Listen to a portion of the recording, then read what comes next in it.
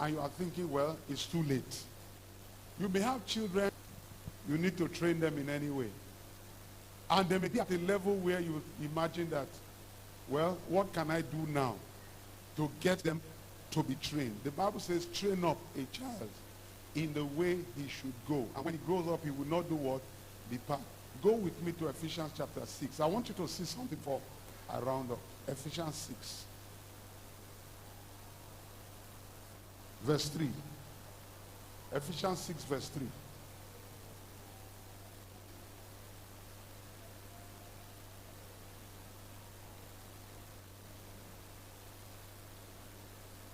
Go to 2.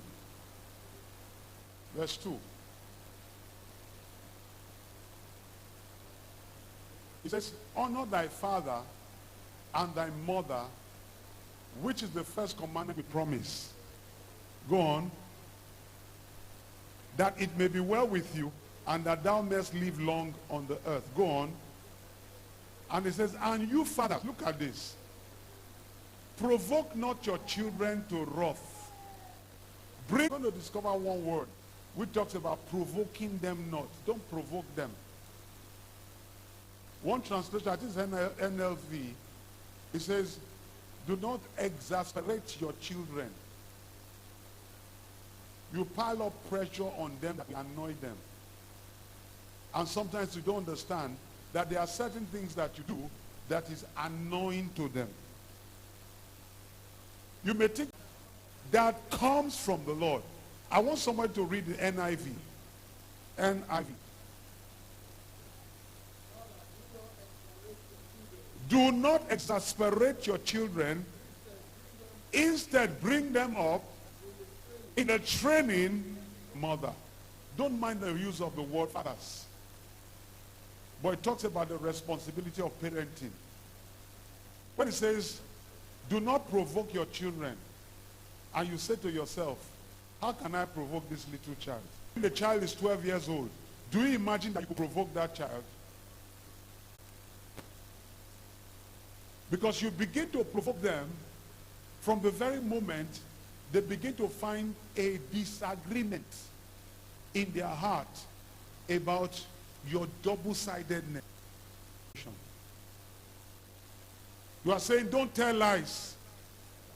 And they heard you on the phone talking to somebody, and they heard you lying instantly. You told that person you are in Sokoto when you are in Benin City. What do you think they begin to think about you? You said they should not tell lies. What you are doing is an action that is actually teaching them how to tell lies. Let them see you as a man, a father who is straightforward, who doesn't mince words.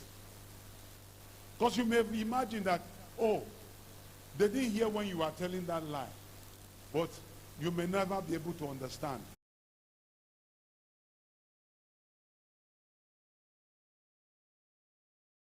Where you have failed, you need to rise up and begin to pray and ask God for his mercies.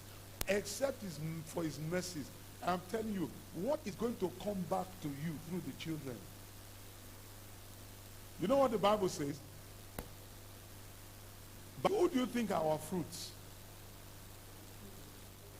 If you see a child who is an armed robber, it does not mean that his father is an armed robber. But the father probably failed somewhere. And don't tell me that the father did everything to make him not to become an armed robber. Let me tell you the honest truth. The father actually failed. If you take a deep look at his life, you begin to see those steps where he made all those.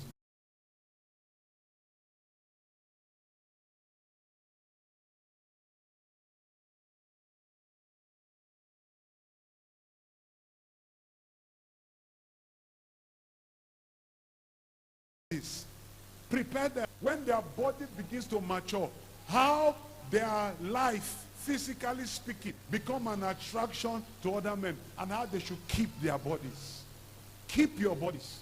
Cover your bodies. It is what you don't cover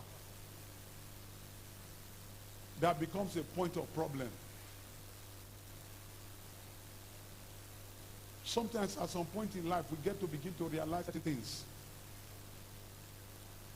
Why do you have these children? Why are you giving birth to children? Is it so that you can still boga that myself I get picking? Is that why you are having those children? Are you thinking about how they can represent in the future? Because I can tell you this, we have seen it as examples and patterns, that most of the time when men make money in life and hand them over to their children probably will never ever be able to keep that money.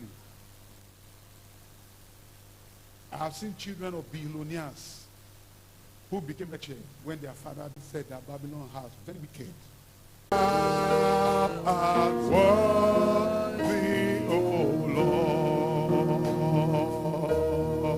to receive glory, honor, and power, all things, and for thy glory, O Lord, glory, honor,